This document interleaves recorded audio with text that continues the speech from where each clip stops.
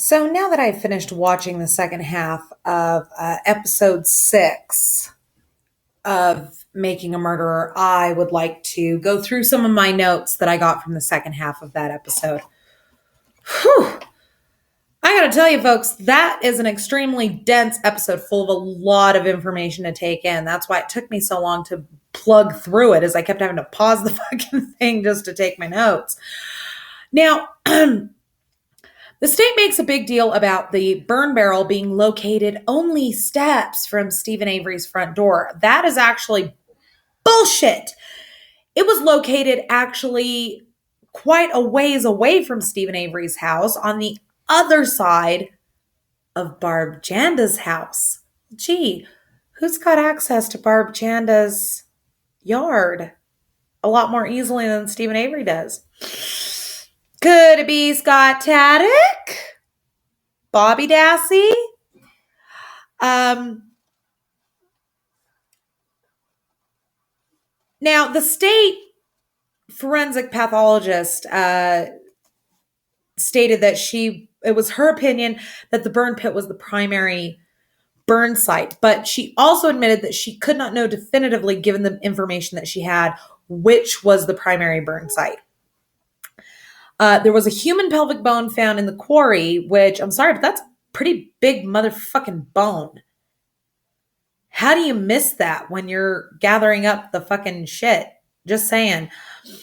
And the majority was in the burn pit. The majority of the bones were in the burn pit. Well, every scenario that you come up with when you got transported remains is the majority of the remains will be what is found at the secondary dump site, not the primary dump site. Why would you only take a little bit of the bones, a little bit of the remains, and dump them elsewhere?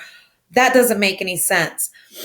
John Erdl, who's a forensic scientist with the State Crime Lab of Wisconsin, in an email to Fossbender, said that the scene had obviously been altered before they got there. Anybody else see some suspicious shit with that? Then he goes on to say in this email, had we been working this scene, there would have been a more thorough photo record done by us. And, that's really the crux of the case here, folks, is they only brought in the incontrovertible experts after they'd already fucked with shit. And by the time they got there, every single expert that they brought in that could be considered incontrovertible was able to look around and go, what the fuck is this happy horse shit? What kind of a Mickey Mouse operation is this? Every single one of them, pay attention. Now, Dr. Scott Fairgrave, who's a forensic anthropologist that was brought in by the defense, stated that there was no systematic approach to the collecting of the evidence at the first processing. He also said that from what he saw, no grid and post had been set up during the initial excavation. The grid and post is where they put posts around the excavation site, and then they grid it out so that they can properly document where each piece was found. None of that was done. Why? Why? If you're so confident that this is your primary burn site, why wouldn't you do that? He also stated that the recovery method compromised the location of the primary burn site. Yeah. Is that a little creepy or what here, people? And that the majority of the bones would have been dumped in the dump site. They would have been found at the dump site, not the primary burn site. So let me put this out here, folks, because I know a lot of people want to think, why would Manitowoc County Sheriff's Department transport the bones?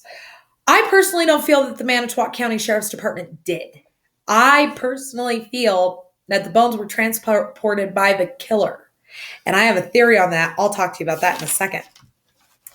Now, in the rear of the RAV4, there was found hair and blood. Why would Stephen Avery place Teresa Halbach in the back of her own vehicle and back it into his garage and run the risk of being found with a dead woman's car in his garage with a dead woman in it? It doesn't make sense.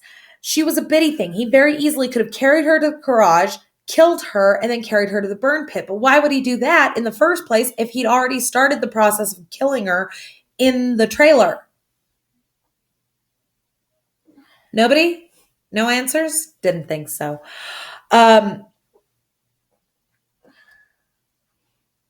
The thing about the hair and the blood found in the back of the RAV4 is that the hair and blood would have come from either a gunshot wound to the head or blunt force trauma. Only when the scalp has been split open, folks. Okay, only when the scalp has been split open, either by a bullet or by the skin being split through blunt force trauma, will the blood clinging to it pull some of those hairs out and smear them elsewhere. Okay?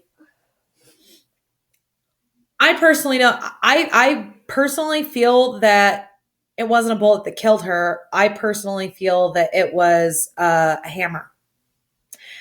That's what I'm getting from the wounds on the skull fragments, is a hammer. A bullet would not have caused that kind of indentation. I'll show you what I mean in the next video on that. Now, Scott Taddock said that he went into the woods at 3:00 to go hunting. And then he also said on the stand that the flames were about 10 feet high. But in his initial statement to police on the 29th of November in 2005, he stated that he arrived at his trailer at 3:15. Why the discrepancy? And that at the time, the flames were only 3 feet high.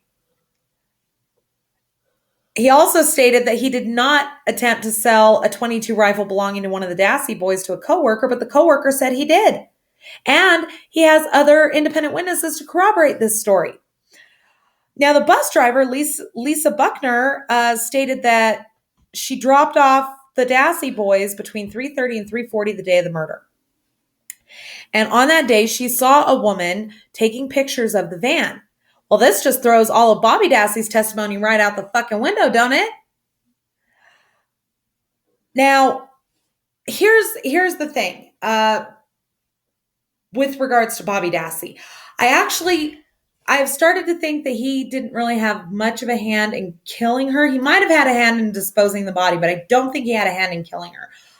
I think Bobby Dassey is lying to cover Scott Taddock. Because Brendan Dassey's initial statement said that when he got home from school at 3:45, Bobby Dassey was asleep.